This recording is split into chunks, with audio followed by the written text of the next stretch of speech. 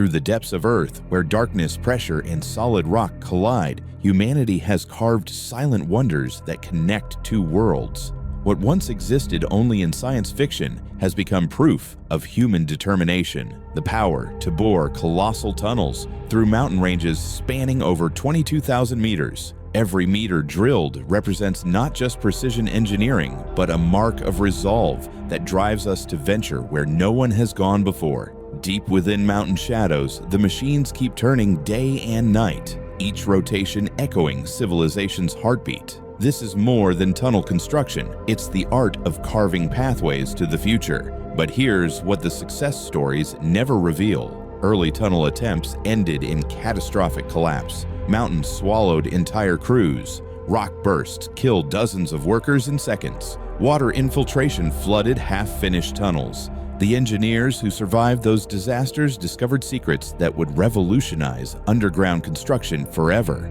Welcome to Macroforge, where we uncover infrastructure built in Earth's most unforgiving environments. If engineering that conquers mountains fascinates you, subscribe now. What you're about to witness will change how you understand what's possible beneath the surface. Hidden behind mountain majesty lies a harsh reality humanity has faced for centuries. In 1991, a catastrophic landslide at Rotang Pass claimed more than 200 lives. In 2014, a fierce snowstorm in the Annapurna Range left 400 trekkers missing. And in China alone, over 1,000 deadly landslides get recorded every year. These grim numbers serve as nature's reminder of human limitations, but also as the driving force behind China's relentless search for a safer, more sustainable path. Their answer was simple yet radical: go through the mountains instead of over them. Massive tunnels were built, allowing vehicles to travel straight through rather than winding along dangerous mountain passes, cutting travel distance, saving fuel, and reducing emissions. More importantly, they turned peril into safety,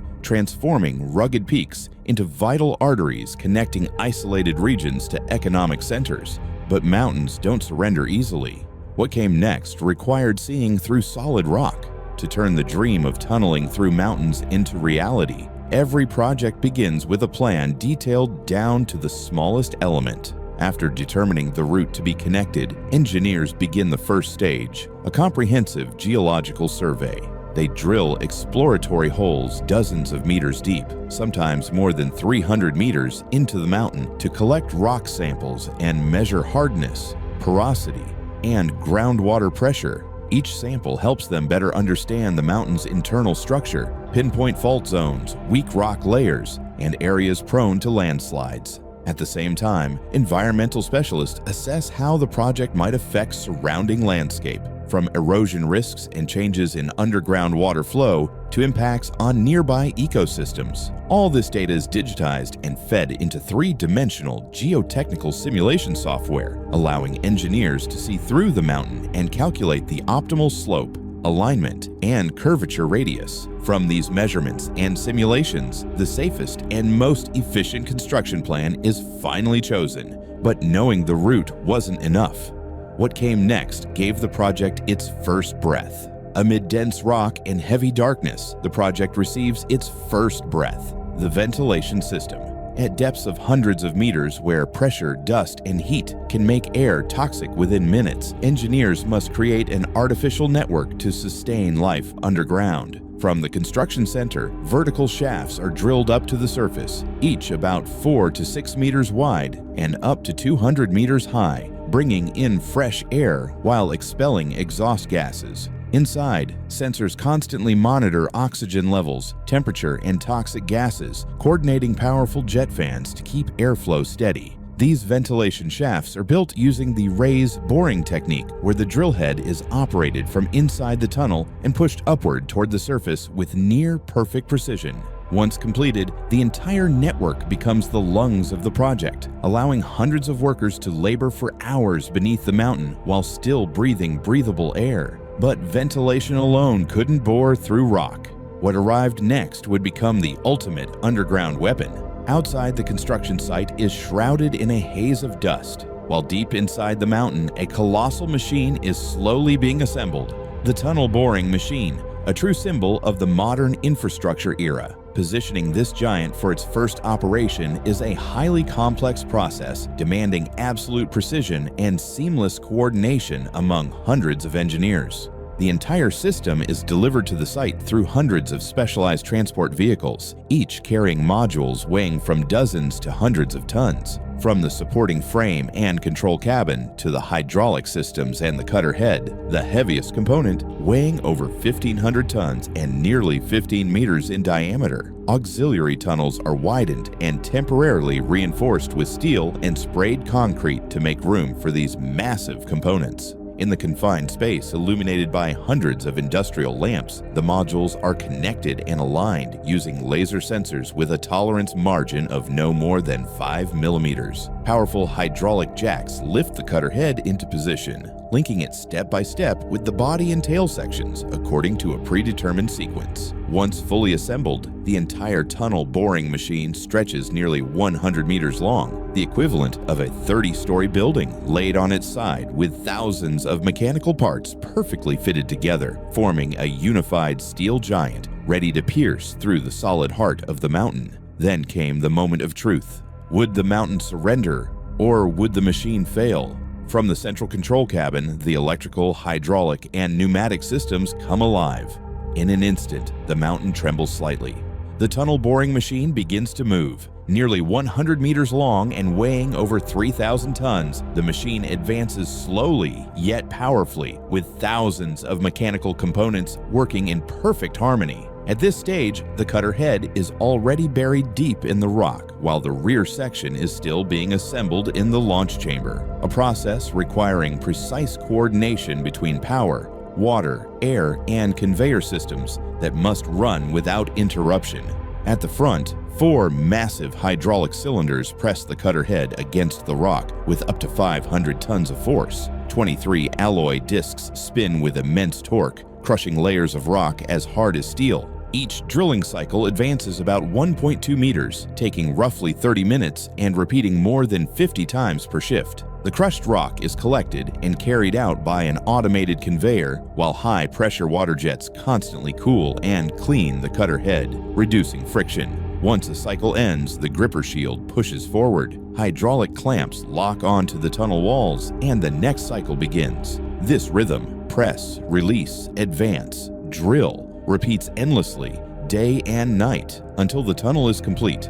In monumental projects like Europe's Santa Lucia Tunnel, with a tunnel boring machine diameter of nearly 16 meters, or Switzerland's 57-kilometer Gotthard Base Tunnel, the machines operate 24 hours a day with unmatched precision. Yet today, China leads this underground frontier with over 1,000 tunnel boring machines simultaneously carving railways, subways, and hydroelectric tunnels, a true symbol of its determination to conquer the depths with technology. But tunnel boring machines couldn't conquer every geological condition.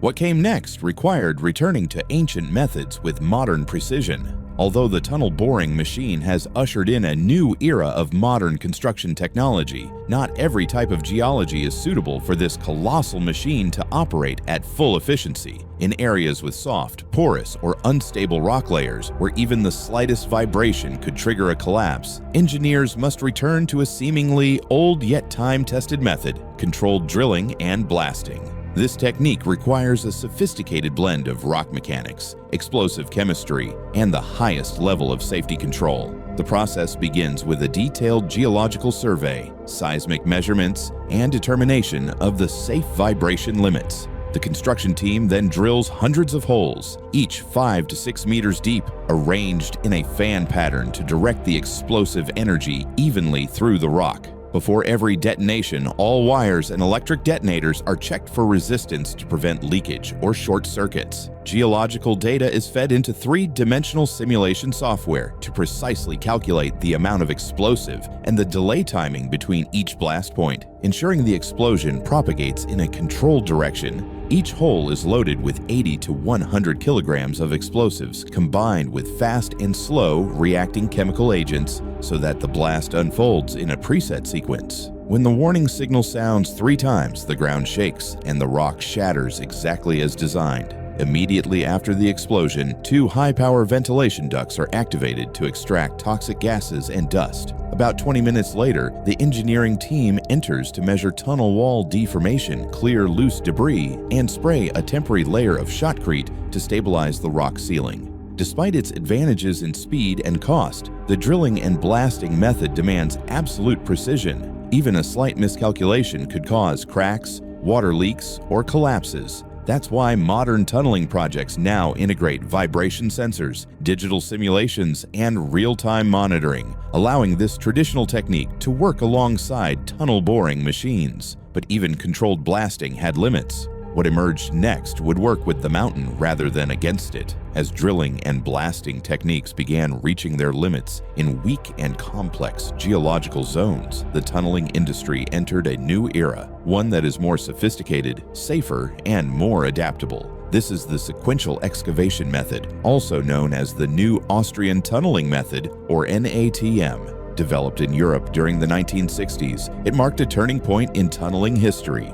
as engineers learned not just to resist nature, but to work with it, using the natural strength of the surrounding rock to carve pathways through mountains. What makes this method unique is its construction philosophy. Instead of relying entirely on artificial support structures, it harnesses the natural load-bearing capacity of the ground itself, turning the surrounding rock mass into part of the tunnel's structural system.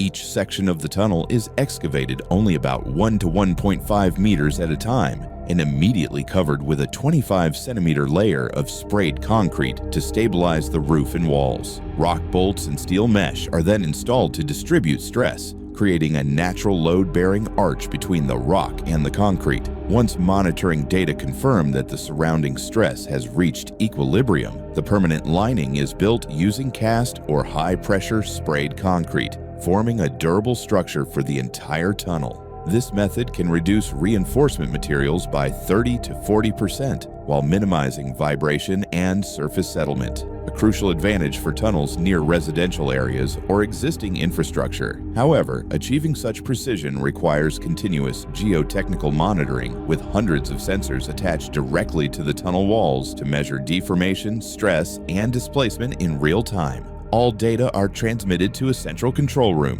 where engineers constantly analyze conditions and adjust construction methods accordingly. By listening to the Earth and adapting to even the smallest changes, this approach has become one of the most significant advances in modern tunneling technology. But construction completion was just the beginning. What came next determined if the tunnel would survive. Deep inside the mountain, the drilling has stopped, but the work is far from over. Engineers, now carrying measuring instruments instead of drills, quietly enter the tunnel, where every meter of concrete must prove its strength. Pressure sensors and ground-penetrating radar scan the walls, detecting cracks thinner than a hair. High-frequency ultrasound and 8K optical cameras inspect every bolt and seal to ensure flawless safety.